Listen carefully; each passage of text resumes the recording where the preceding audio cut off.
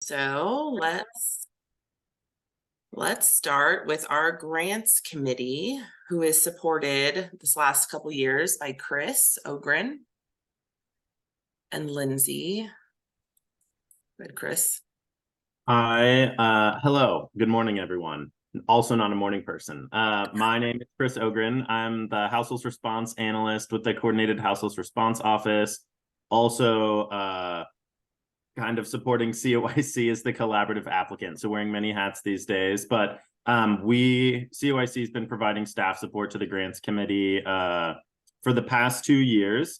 Typically, the Grants Committee has operated really only during the annual competition. So typically starts firing up around like June, July. I don't have to do a whole overview, but anyways, we're in the YHDP now. And so the grants committee has gone past the typical kind of that typical weekly cadence through kind of the end of the summer. Typically, the annual applications due in September. And so things wrap up, but we did not wrap up this year. We've been meeting every week for the youth homelessness demonstration program. And so that is, this new grant, super exciting for the COC. We were one of 16 communities that was selected this year across the entire country. So it's a huge deal, the only one in Region 10. But we have been meeting weekly with HUD TA providers who have got us kind of on this rapid clip to really like March is a major deadline and July is a major deadline. And so in March, we're working towards submitting what's called a consolidated community plan, or a CCP, and that is fully centered in youth, like getting feedback from and centering the youth voice in the process. So we've been working with the youth advisory board that's supported by JBarJ, meeting weekly to come up with like the components of this plan. And so we are working on some on-site presentations. HUD is sending out some some technical assistance providers. They're actually scheduled to come out Tuesday and Wednesday of next week for our first of 4 on-site plannings. So totally acknowledge the incredibly short turnaround there, and our apologies, but this is like we started the process and HUD was already telling us we were basically late. So we have been moving so quick, but want to bring the community along with us. And so are trying to hold our TA providers accountable and ourselves accountable so that we can hammer out these dates a little bit sooner so folks can get them on their calendar. So we're working on that. Really, that's like front and center, working toward that March deadline. After we get the plan together and submit it, we'll work on kind of a similar rating and ranking process to kind of prioritize which projects will get funded through the process. So a little bit of that is new and to be discovered, I guess, but that's the update for the grants committee right now. Are there any questions? I know that was a ton of info very quick. Any questions? And can people join, Chris? Yes, there are a ton of opportunities to provide feedback. Candidly, we're building the car as we drive it, as it feels like so much of us are doing these days. And so, like, the TA providers keep telling us that we want to be super inclusive, and then they're also trying to, like, I think with the best of intentions, like siloing the work just a teeny bit, because there's like a lot of different things going on, and we want to plug folks in kind of like where it's most appropriate, like where you have the relevant knowledge and expertise, so that you're not just kind of like sitting in some of these big general planning meetings when it may not be as relevant to you. The core team, as we're calling it, meets each week. Right now we're meeting on Tuesdays virtually from 4 to 5 p.m. We're happy to let folks join, be a fly on the wall. All the meetings are recorded, and we're happy to share those recordings out and make them accessible. And we'll be in touch as we learn more and figure out kind of what the next steps are. Yeah, as Chris said, the grants committee really works on the grants that the COC or the HLC submits to HUD. So YHGP is the youth specific grant, but every year we have the other normal competition grant that is more like a broader housing grant. And so there are a lot of opportunities for folks to get involved. If you're not a youth provider, I mean, if you are a youth provider, we would love you to be involved in this youth specific piece. But if you're not, there's always a need for folks to be involved in the other process. That's usually around, you know, May to September, October timeline. Cool. Just something to remind everyone as we go through these committee updates. The committees are comprised of general membership of the HLC. So you need to be a general member of the HLC in order to vote on any business. But like Chris said, all of the committee meetings, with the exception of the Youth Advisory Board, are open to the public. And if you want to attend a meeting, then you can email us at info@cohomeless.org. If you want to be a member of a committee, then still email us and say, I would like to be a member of a committee. And the board, the HLC board must approve the membership of committees, which we do every year or when it's necessary. So just keep those ones in mind. That applies to every committee, like I said, except for the Youth Advisory Board. Thank you, Eric. Absolutely. So the next committee, we're going to go over Coordinated Entry Committee, which I'm the chair of, and Eric supports that committee as well. The committee meets the first Tuesday of the month, at 11 a.m. in Bend.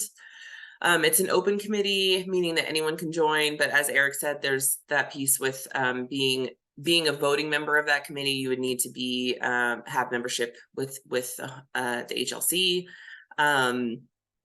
The committee oversees the implementation of the coordinated entry system here in Central Oregon and works to improve the process, that individuals are assessed for vulnerability and referred to interventions like rapid rehousing, permanent supportive housing.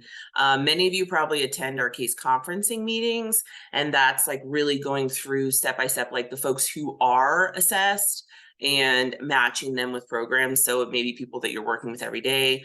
The coordinated entry committee group meets to improve that process that we're all doing with the folks that we're serving. Currently, our committee is reevaluating the assessment that we use. So locally, we use the VI SPDAT like many places around the country, but there is known issues around equity and really like being able to assess vulnerability with the VI SPDAT. And so we've been working with Thurston County in Washington, who created an assessment over like a long process and studied it with many people with lived experience, and that's called the HEAT assessment. So we're working on starting like transitioning to a new assessment. That's not going to come online for a little while because we have to really work it out how that's going to look in HMIS and how providers are going to be involved in that. But that's something that we're working on. Also, the committee, specifically Neighbor Impact and the folks who do data, and Eric are looking at revamping the coordinated entry policies and procedures, and that stuff will go through the committee approval as well. Do you have any other comments on that, Eric? Anything else you'd like to add? No, I think you covered it. There's been a lot of discussion about the assessment, changing the assessment, because folks, especially service providers, are often pretty vocal about where they feel their client is on the priority. And so we're trying, we heard that feedback and we're trying to address it. And we did get a response recently from Thurston County saying that they are developing a supplement to the assessment to give out to communities like Central Oregon so that we can implement that assessment as meets the needs of our community here. About the policies, we should look at policies every year. You're going to hear a lot of that as we go through the committee updates, but the coordinated entry policy is used for two things: how we run coordinated entry, how the lead agency, Neighbor Impact, runs coordinated entry because they are the lead on it, and also how that impacts our efforts in the Build for Zero initiative that we're also working with. So it's kind of two things, and that does get discussed quite a bit in the committee. So I would encourage everyone who interacts with coordinated entry to some degree, a direct service provider, to try to engage with the coordinated entry committee. Yeah, especially if you're finding that like you don't feel like the system is like really working for you or the folks that you serve and you're passionate about it. Because you know, to change a system, we have to really have people that are passionate about expressing like what we need to do to change it. So we are always looking for more people to join. It's a pretty great group.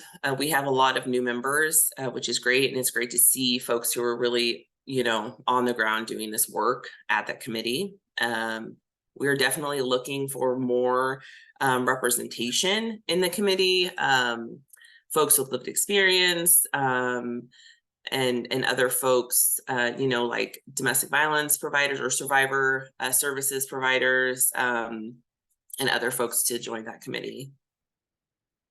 Great. So the shelter committee, some of you who are on our shelter committee may have got an email from me yesterday or late last night, I should say. I didn't want to not send out an email before I did an update today at this meeting. So the shelter committee brings together shelter staff and volunteers that work in shelters from across the region. This is a virtual meeting because we really want to have representation from around the region. The committee is meant to really like provide an ongoing opportunity for providers to network, share resources and policies, maybe trainings, and coordinate services. The committee was led for many years by Tara from the BI, who we love, who's in this meeting. And we thank her so much for her leadership. And ongoing, like the committees have been on a hiatus for several months, really just because of capacity. And we'll be starting again this month on the 15th. In January, the committee will have a couple new co-chairs, Rosie Laurie, who's the program manager of Grandma's House, and Tony Mitchell, the director of Jefferson County Faith-Based Network, who both run shelters. And if you are a shelter provider and you've not attended this committee before, or if you're staff in a shelter, someone else from your organization may attend, but you are absolutely welcome to attend the meeting. It is going to start, like I said, the 15th of this month, and it's going to occur every third Thursday, or I'm sorry, every third Wednesday from 10 to 11 virtually. Is there any, I don't know, I didn't see if Tony and Rosie are here, but if you are, do you want to introduce yourselves? Most of you probably know them. Are they? I don't see them. Cool. Well, if you would like to join, you can go on, you can email us at info@cohomeless.org and I can add you to the list. All right, so outreach, we have co-chairs Katie and Hassani, and I don't think Katie's with us today. So Hassani. Hi, I'm Hassani Davenport. I'm the co-chair of the Street Outreach HLC Outreach Committee. So our job is to help support boots on the ground street outreach workers and coordinate between us to help the homeless in Central Oregon. It's very important to get this communication. Sometimes we're double serving people where we're not communicating, and I've had times where they're shopping around, and so if we're talking to each other, that makes it much easier to help our residents here. Right now we're working on PIT. That's the main focus of every meeting until PIT is over. We're going to have events going on around Central Oregon, and trying to coordinate that is our most important thing right now. And the events are not just for in place of doing surveys. It is in addition to doing the surveys. So our group is meeting the second Monday of every month, unless we say, yeah. That's how you clicked off. Sorry. Great. And then the Community Engagement Committee with Chair Donna Berglow. Hey there. So mine is pretty brief because we are just restarting. So there's Melissa and Becca and Denise and Chuck and I have met a couple of times to be working out sort of the focus that we can take on with the Community Engagement Committee. It's been quiet for quite some time. So what we know so far is that we will be focusing on supporting the executive committee of the HLC with PR and common messaging and things like that. They do get quite a number of inquiries from press and others looking for information. So we're looking to help with that. Education and outreach. And to that end, we will be focused greatly on supporting the outreach team with the pit count, both in getting the information out about the different events ahead of time so that folks can know where to go and know what's going on and know how to support. And then also with a plan for getting the pit count information back out to the public much more widely, if at all possible. So that's going to be a big focus over the coming time. We definitely invite more members to come alongside with us. So we do not have set meeting times as yet, but with the pit count stuff coming up, we will certainly be pulling that together more regularly. Awesome. Thank you, Donna. And thank you for bringing that committee back online. I know we didn't have leadership in the committee for a long time, so great. And as Eric mentioned, or maybe it was Chris, I think, we have a youth action board that is technically a committee of the COC. It's supported by the, as Chris said, JBRJ Youth Services, which is the organization I work for. Our youth action board meetings are closed to the public because it is primarily youth and the staff that support them. They are a group of young people with lived experience of houselessness who are paid to represent the region in a variety of ways. They advise on funding, they provide youth perspectives around system gaps, and give overall voice to important issues. They were going to be here with us this morning, but to be frank, 8 a.m. is really early, and they were like, no. This morning. So they had some stuff prepared. So I'm just going to kind of read off what they sent me. They are working on the YHDP, the Coordinated Community Plan for Youth Experiencing Homelessness in Central Oregon, and assessing gaps in the system and what interventions are missing. They advise on program and system-wide access for youth and the needed changes and updates that should occur to increase access for youth to systems of care. Additionally, they work on other things like events and marketing and program improvement and other things like that. All right. Additionally, we have the HMIS committee that is led by Neighbor Impact. That committee is really important because they're looking at how to improve data. And primarily who attends those committees are our program staff who do data. So like our program at JBRJ, we have a data analyst position, and that person attends those meetings. If anyone who attends those, does anyone here attend them and could give like an update about what you guys are doing in those meetings? Because I do not. No. I'd normally attend them. However, I was not able to attend this last one that happened last week. I will say, like other committees, this committee does discuss policy, specifically the HMIS policy for the COC. And what we normally do is we discuss changes, of which they're happening all the time. The executive order funding has made new projects that utilize the HMIS system. So discussing issues with those, techniques that people use for their data entry in order to satisfy the requirements for HUD. HUD makes changes to the HMIS system annually. Those usually come out in October. So the new guidelines for HMIS did come out on October 1st. So they were discussed in this committee quite extensively in the months leading up to the implementation. And it's always been a goal for there to be a subcommittee on data quality for this committee. I have a question in the chat about Build for Zero.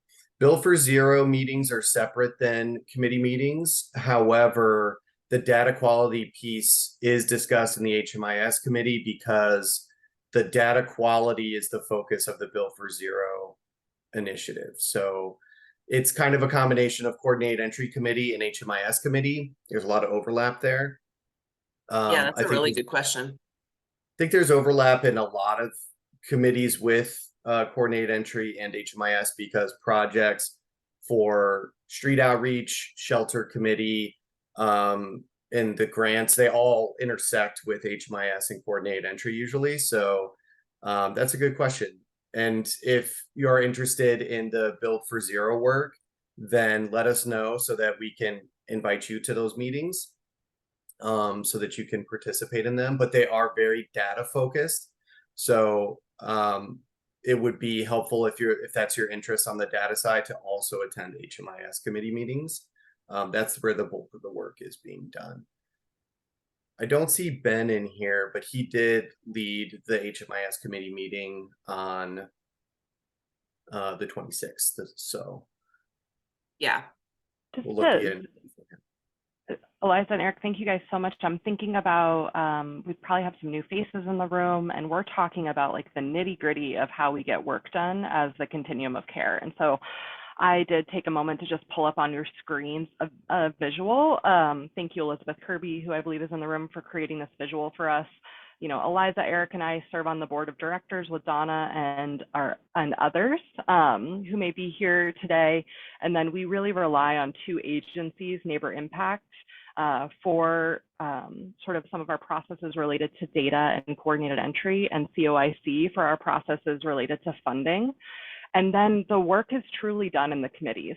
And so it is heavily service provider participation necessary, right? Like those doing the work and participating in the committees can really transform and change our system and highly coordinate that. And we've talked about those committees this morning because we've been cycling through leadership in those committees and really helping new committee members understand what they can accomplish within the committee. But we also know it takes time to develop cohesiveness in committees and leadership in committees. And so we really just want to urge participation. And I know that there's a lot of technical jargon about what we have to do, but truly it's about serving the people that we're meant to serve and doing so in a person-centered, coordinated way. So I truly hope that those of you who are delivering service will think about who from your team might be able to participate in these unique committees, depending on their role with the organization and their experience, so that we can communicate more effectively as a continuum of homeless response services, and so that we can start to get information in front of the community as well, right? Because the work we do, we know how important it is, and we know the impact it's having, and we know our barriers. But our community, and many of whom are also in the room who don't interact so closely with the system, are wondering how they can get involved, or what's going to change, or what is happening with Built for Zero. And so each of these committees plays a special role in communicating about all that we're doing together in Central Oregon for the people that need us the most. So I hope we can hold that as we kind of get into like the technical policy procedure. How do we make decisions and who's in charge? Because together we're in charge, and together we're making decisions on behalf of our neighbors experiencing homelessness. Thank you for that, Lindsay. I think that's a really important point to make. We want this to be like collective impact, and we want to bring you all into the work and have decisions be made by all of us. And because we really believe that's really the way to make change, and to constantly be improving the things that we do every day. And as Lindsay said, committees are a really good way to get involved in this work that the continuum of care is doing and that our local community is doing. It's also a good way to meet other people who are doing this work and network, to learn, or have access to leadership roles, and to make a difference in the overall regional response to homelessness. We've said this a couple times, but if you are interested in joining a committee, then you can find the contact information for our committee chairs on the HLC website at cohomeless.org, or you could just email info@cohomeless.org. Do we have any questions before I move on? I got a question, just direct message to me. How does one get involved in Built for Zero? And that is such a great question. We're actually looking for a champion and a leader to help coordinate that work. We're so glad that Neighbor Impact is holding the data piece, but we really do need a leader to organize that group and the committee and communicate out. So if there is someone who has skills in facilitation and skills in communication and wants to work closely with the HLC Executive Committee and Neighbor Impact, we would love to have a volunteer to help champion that effort, because it's gotten really data centric, which is outstanding. We need that data quality, but we also need to have that voice that is communicating out about our progress and our opportunities, because the purpose of Built for Zero is to explore why people are coming into homelessness and how quickly we're moving them out, and communicate about that so that we can align solutions-focused resources. So if you'd like to be a leader in that movement, we'd love to hear from you. And then anyone who'd like to participate in those meetings can email info@cohomeless.org to be a more regular attendee. But consistency in attendance is really valuable, because we've found that with inconsistency, we're not getting as far because we're spending a lot of time going backwards and explaining the purpose. And I should mention the Built for Zero initiative. Those meetings, there's a few different ones, but the main one is a monthly meeting that is the stakeholders involved in the initiative, which is, I think, what folks are asking questions about. The other one is the data meeting, and that's every couple of weeks. And that is primarily for Neighbor Impact, who is the lead agency in the COC, so that they can ensure that they're reporting the data accurately. If they have questions about, the processes in HMIS that they use in order to gather that data, what is the data telling us? It's very data focused. That one is probably less important for folks who just want to be involved in the Built for Zero discussions, but the monthly meeting is an important one, so it'd be good to do that. The goal being to continue to develop these processes to ensure that when folks do experience homelessness, it's brief, one time, and non-recurring. So yeah, I think Built for Zero has really helped us look at our processes and how folks enter the system and what's holding them up and keeping folks unhoused, and where it really is meant to show a community what improvements need to be made so that folks aren't just staying where they're at, that they're being provided resources and that we're moving them along the system to support them into housing. So I think it's really reframed a lot of the work that we do in a lot of the communities. So we definitely need folks there in that cohort who are passionate about that work. Awesome. And I know we plan in the next couple of meetings to have a presentation about Built for Zero and remind folks, or teach new folks who are here maybe who haven't heard about it before, what that is and what that all entails. So we're going to be focusing on providing that to you guys in the next couple months. All right, so next on the agenda, I would like to welcome Eileen Karbstein. She is a colleague of mine and is the Director of Emergency Services and Kinder Connections for JBAR-J. Good morning, Eileen. Morning, guys. I just wanted to share some super exciting stuff that we have going on in Redmond, no less, which they've had lots of good things going on lately. We are doing a ribbon cutting today for our KC Center.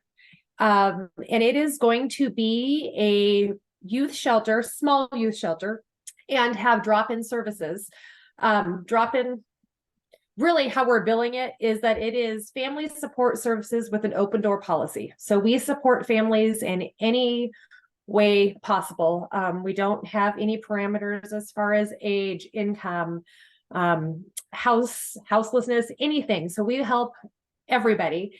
And our ribbon cutting today signals the end of our construction. We did a massive remodel for a house that we have over by the pump track. And then we start the licensing stuff, hopefully on Monday. So that's there's still lots of things up in the air, but we're moving in a really cool direction. Thank you, Eileen.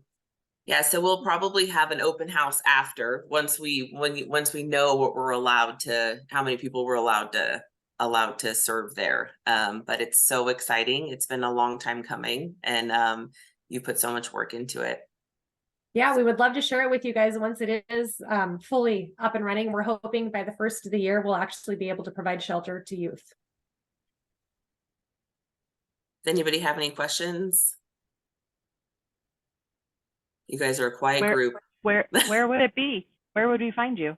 It's over on Canal, which is right by the pump track. It's right across the street from the pump track. Is that the bike? Yes. The cool bike jumping?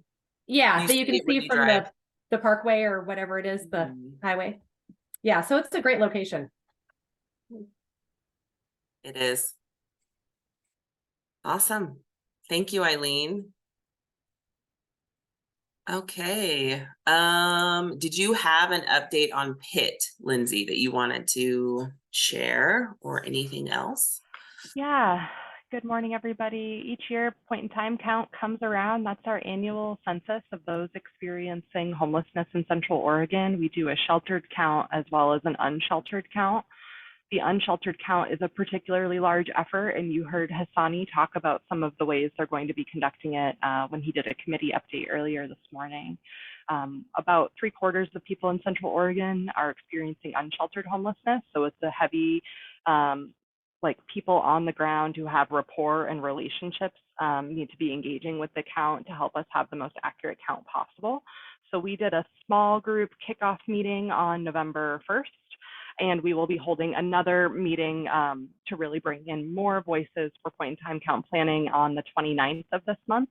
So drop me a little message in the chat if you would like to get an invitation to that. Again, we will be using the Counting Us application for the unsheltered count and HMIS data for the sheltered count. And we thank Neighbor Impact for their support with those processes. And we hope to have a robust count, really good engagement. The Warm Springs team has been meeting since August and has an outstanding plan in place to count individuals in Warm Springs.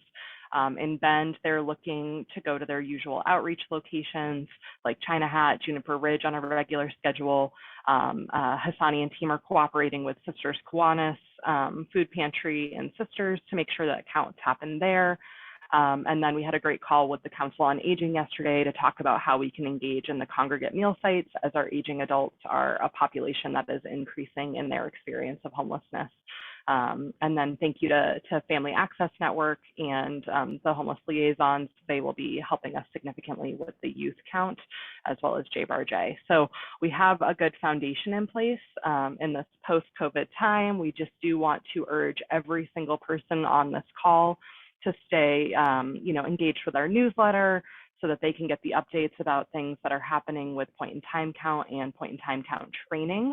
We will be looking to place training sort of in between Housing Choice Voucher Week and the end of January when we do the count. We're assuming the point in time count will be the 3rd week in January. So stay tuned for the exact dates as that rolls out, and please, leaders, block your staff's calendars so that they can prioritize point in time count week. We know that things get really busy rolling into the holiday season and people come back, and then point in time count can kind of sneak up on all of us because time flies when you're having fun. And so we really want to make sure that you're protecting staff time and building that in and not overburdening staff in what will already be a busy month in January.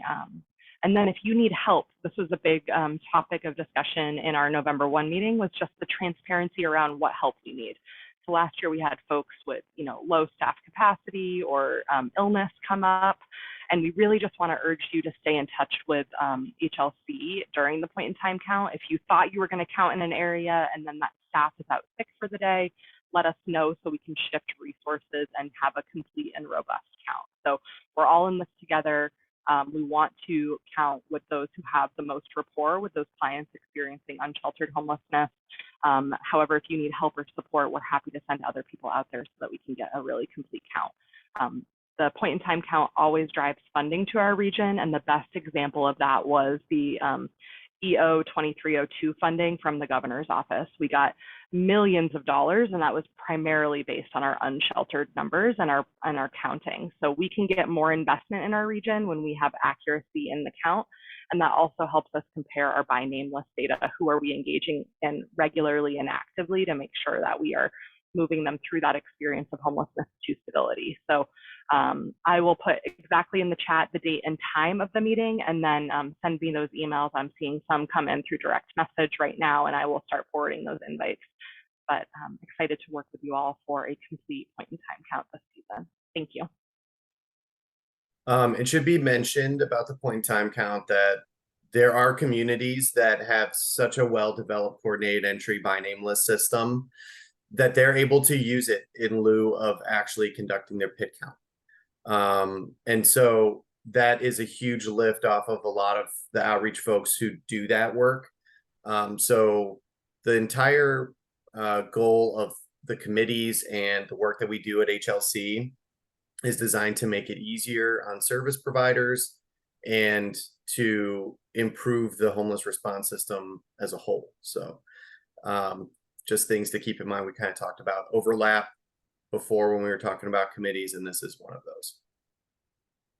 Yeah, and that improvement of the by name list, that's the Built for Zero work and the HMIS and CES. So it's all, as Eric said, all intertwined.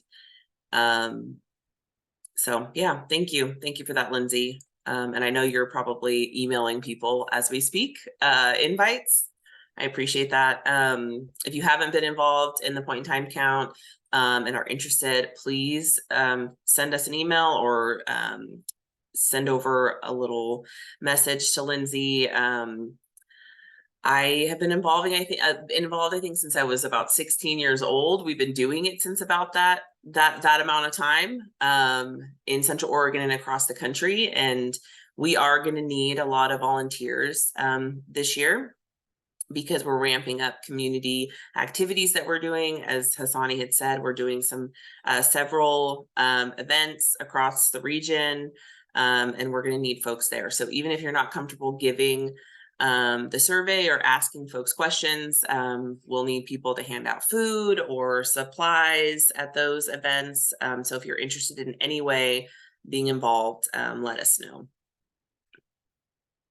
Especially if you're in like Cook County and other smaller rural communities, because we would love folks who are there on the ground to be the points of contact for folks. Great. Well, I'm gonna open the meeting up to other community updates. If there are any new faces today, folks who would want to introduce themselves, please do that. If you feel comfortable coming off mute and introducing yourselves and telling us who you are, or providers who would like to share updates, anything you need, or events that are happening. I know I was at the Shepherd's House ribbon cutting yesterday and almost got emotional a couple times. You guys had folks with lived experience talking about the impact, and it was very touching. That was an amazing event, John. And if anyone wants to share. Wow, thanks. Yeah, we were really happy with all the support we saw. That was really important to us to see that. It was awesome.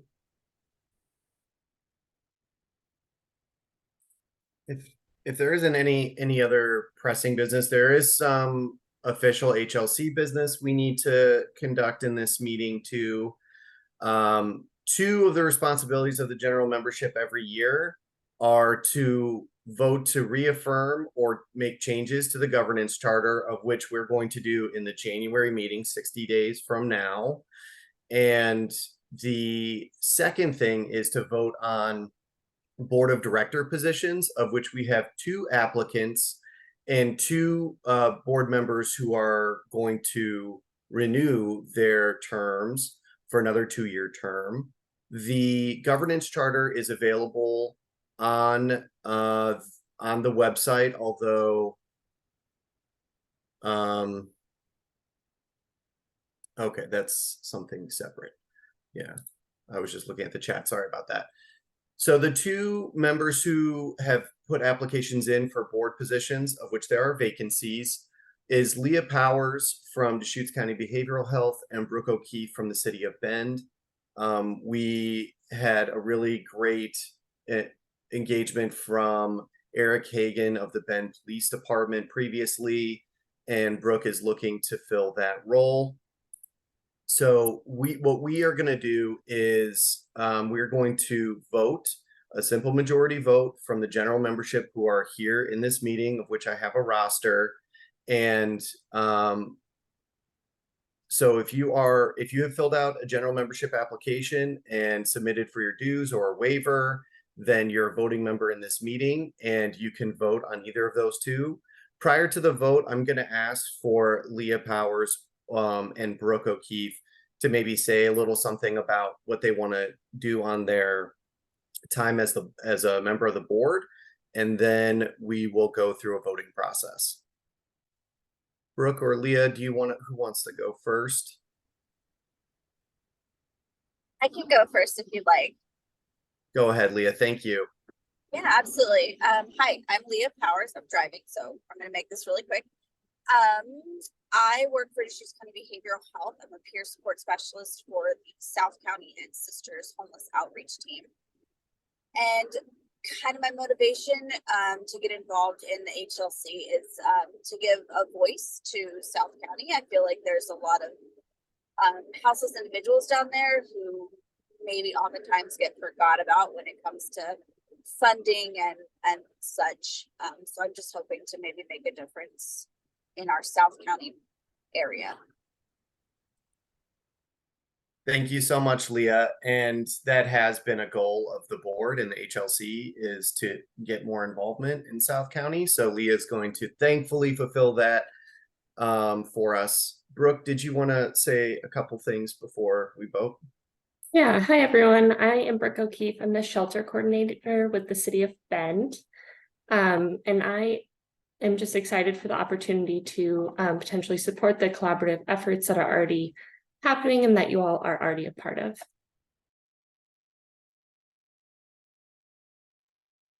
Thanks, Brooke. For renewing a board position, John Lodis from Shepherd's House is here. He has thankfully agreed to serve another 2-year term with the board, of which we appreciate his engagement, his involvement as a shelter leader in the COC. Do you want to say anything, John? Yeah, well, I would say that, so my first 2 years on the board has definitely been a learning experience. And what I've appreciated is the opportunity to learn. My experience is mostly at the front lines, but this has given me a lot of opportunity to see how the whole overall system comes together. And I just look forward to kind of bringing my particular experience and what I know about the population we serve to that overall system, and hopefully, helping to make somewhat of a difference by bringing my perspective to that, but also the other way around, right? Because everything flows 2 ways. So that folks who are doing the frontline work, they understand better the system that they're working in, and that they're better informed as to, how resources occur and what the concerns are, and how the whole community can be more integrated in the way it provides services.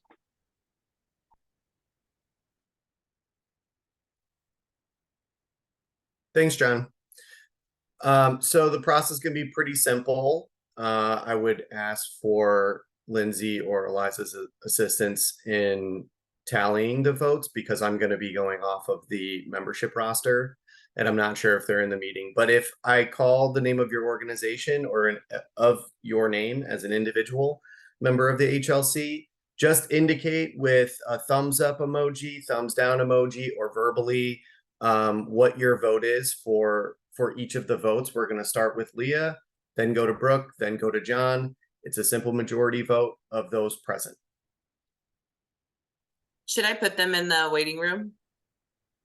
Yeah, Okay, I'll do that. You guys are going in a waiting room. It'll just take me a second.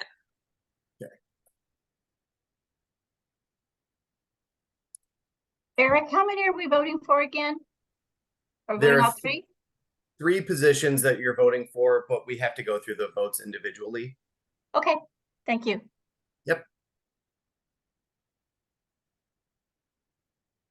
So it was Brooke, John, and who was the second person? Leah. Leah.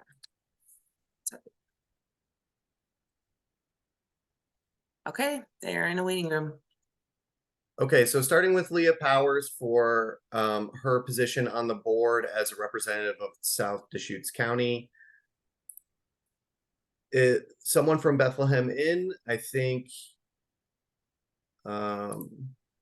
I'm not sure what your name is, but I could swear I saw you in here. We're a yes for Brooke. Okay. Mosaic Medical, Yes, for Brooke. Colleen Sinsky or Fuse.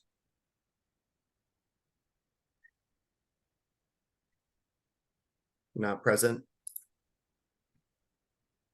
Okay.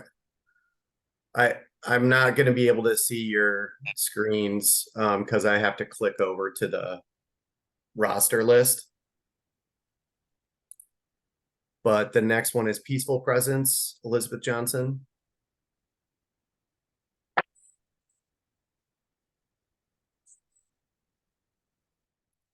Is that a not present?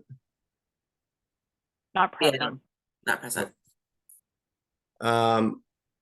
Shepherd's House must be an abstention for this vote. Liberty Hall, is Liberty present today?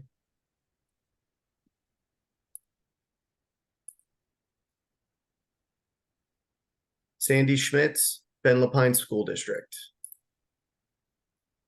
Yes, yes vote. Thank you. Thanks. Donna Burklow, Family Kitchen. Donna, It's a yes from us. Yes, sorry, thank you. thanks. Denise Labuda. Denise had to leave, but she says approve all 3. Oh, that's great. Okay, I vote to approve. Ben Parks and Rec, Jeff Hagler. Someone from Ben Parks and Rec here. Okay, Lynn Weeman. Is Lynn on this meeting? Okay. Ruth Williamson. Or someone from Ruth Williamson Consulting. Okay, Warren Wotton.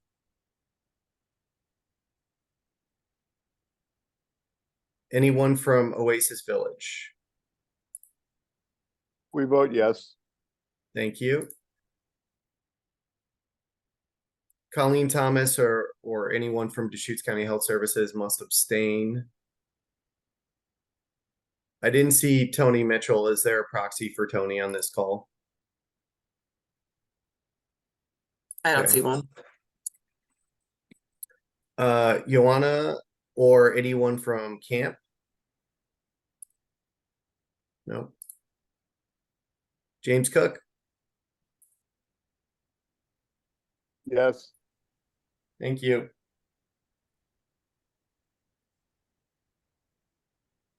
CHRO/COIC Chris Ogren. Yeah, I think in this situation you get one vote, not 2. I paid 2 membership fees.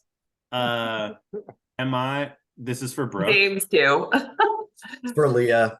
Oh, I don't know if I can vote to approve Leah if I represent the county. It's up to you guys. I think you get 1 vote in your capacity. Not specific to the county, be your COIC vote, since Great. you're representing one of those organizations. I vote to approve. Thank you. Diana Fischetti, United Way, Central Oregon. United Way departed the meeting earlier, so no vote recorded. Linda Klein, City of Redmond. Didn't see Linda on this meeting.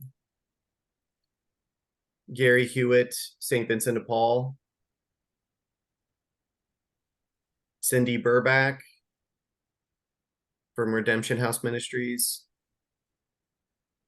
Leslie Hopper, Open Door Ministries. Jenny McKee, Unitarian Universalist Fellowship. I vote yes. Thank you.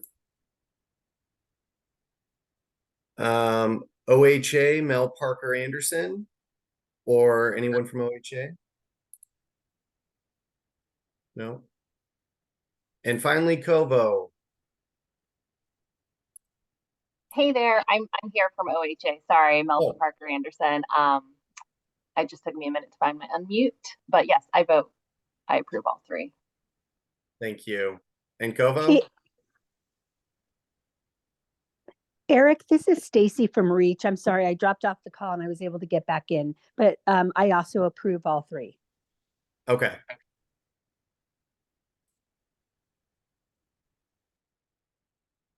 We still have Kovo here? I guess not. Okay.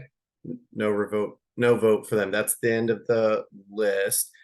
Can we go through those who voted again to see if anybody would like to vote differently for either the other two candidates? Yeah, why don't I read them since I took notes about who voted. Thank you. So Bethlehem Inn, would you like to record a vote for Brooke and for John? Yes, we are yes for both of those as well. Terrific, thank you. Mosaic votes yes for both as well. Sorry. Family Kitchen. Yes for both, thank you. Oasis Village messaged they had to leave, but they said yes for all three. Jim Cook said yes for all three. Chris Ogren, COIC, votes for Brooke and John. Yep, good for both. Thank you. Stacy already let us know. Ginny votes for Brooke and John. John, yes. Brooke, no. Thank you. And then Ben Parks and Rec was no vote recorded. Did I miss anybody? Ben Park, or I'm sorry. Thank you. Forgot where I work. Sandy. Yeah, Ben Lapine, vote yes for both. Thank you. Sierra put in the chat, Mountain View didn't get called. Oh, thank you. Yeah, and I am looking off of the list of those who submitted an application online. I know some folks either submitted one by paper or just paid their dues. And for those, I don't have a list of them. J-Bar J didn't get called either, and I submitted.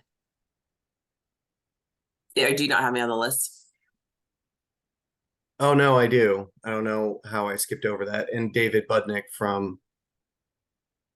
and Dean Harris and Stacy. Oh, that's because I had scrolled. This is my fault. I'm sorry. Eliza, why don't you or the J-Bar J team speak to a vote for Leah? I'll call your vote for Leah now. Yes, I vote yes for Leah. I call your vote for Brooke now. I vote for yes for Brooke. And John. Yes for John. Thank you.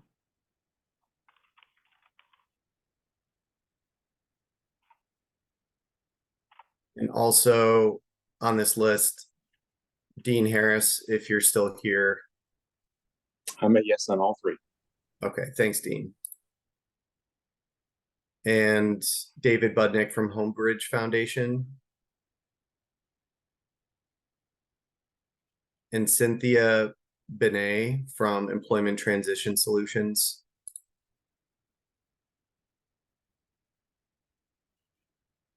Okay. And Cynthia, I see you in the chat. Did you only pay dues and not put in an application, or?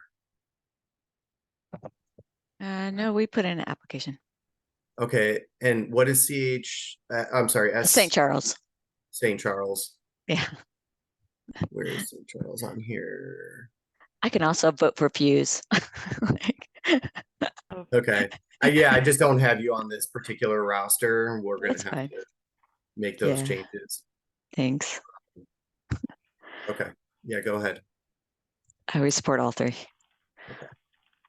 Thanks. Both agencies, Fuse and St. Charles. If I can vote twice, yeah. Thank you.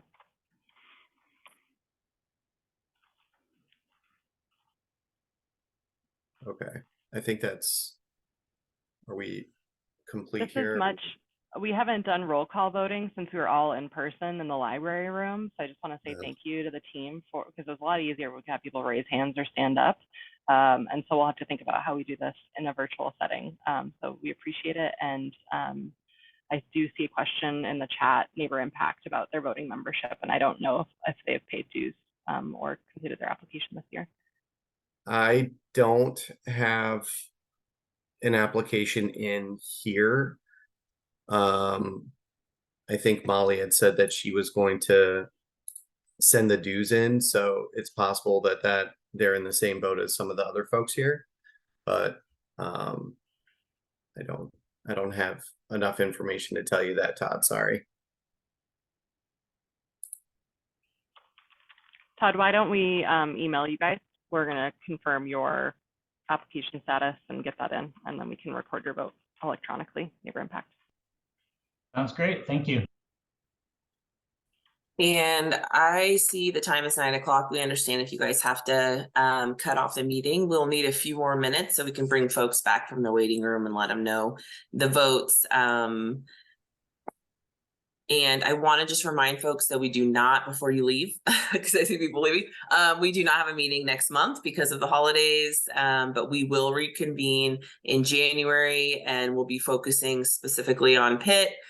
So likely the second week in January will be our meeting, but we will send all that information out in our newsletter.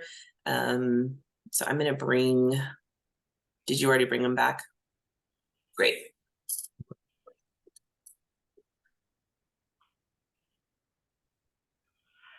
Okay, is So, everybody back? as far as results, we had 13 agencies that were not present to vote. And then 1, 2, 3, 4, 5, 6, 9, 10, 11, 12, 13, 14, and 15 to 16 votes for yes for each candidate. So that would be a majority. Yeah, we're going to work on this process a little bit. I know it's a little clunky. We haven't done it in a while, so I apologize for that. But thank you everybody for participating, and we'll see you in January. Just to keep in mind, we will be having another vote in January on changes or reaffirming the governance charter. So thank you all for participating.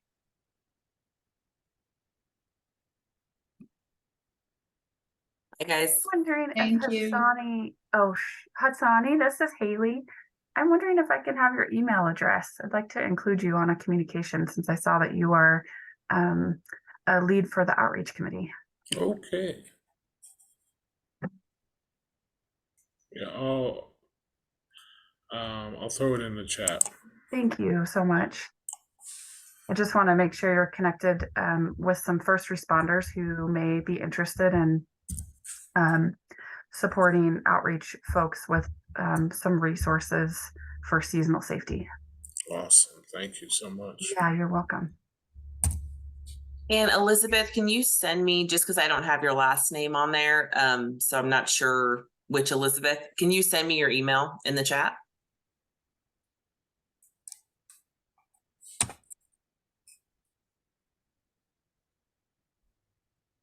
Oh, yeah, cool. Thanks. I have your email. I just didn't know it was Elizabeth Kirby. No, you're good. I just, in my chat message, I sometimes have trouble getting through to the JBarJ email addresses if I send something from my personal email address. So Thank you for that. Also, thank you for that feedback. We are having issues with our tech team that we just brought online, and now we'll give them that feedback. I am more than happy to, because it hasn't been a great situation. Yeah, that would be great. Yeah, particularly for those participating in the CES case conferencing, every time it gets bounced back to my email. So Okay, and I can work with that team to make your contact like a safe contact. Okay. Okay. Sorry, I didn't mean to derail things. I just No, wanted no, to let you thank know. you. No, thank you for telling me that. Yeah. Awesome. And John, Yeah. it's a yes. I don't know if you got that. I wasn't sure. I heard 15 to Yeah. 16 votes, and I thought there were over 40 participants, so I wasn't really sure what that meant.